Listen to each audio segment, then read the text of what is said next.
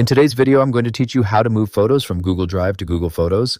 Fix Today here. Let's begin. Start by opening your browser and going to Google Drive site. Make sure you're already signed in and that your photos are available inside your drive. Once you've confirmed your photos are there, open a new tab in your browser and go to Google Photos by typing photos.google.com. Inside Google Photos, look at the top right corner and click the plus icon.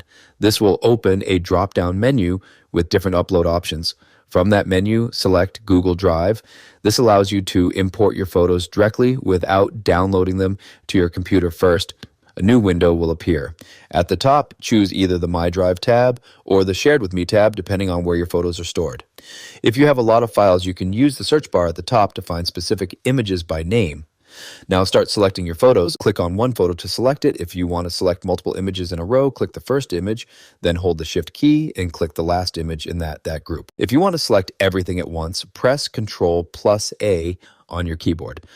This will highlight all available photos in that view. Once your selection is ready, move to the bottom right corner and click Upload. A prompt will appear asking you to choose your backup quality. Select Original Quality if you want to keep the exact file quality, or choose Storage Saver if you prefer reduced file size. After making your choice, click Continue to begin the transfer. You'll see a notification showing the progress of the upload. Wait for this process to complete before moving on.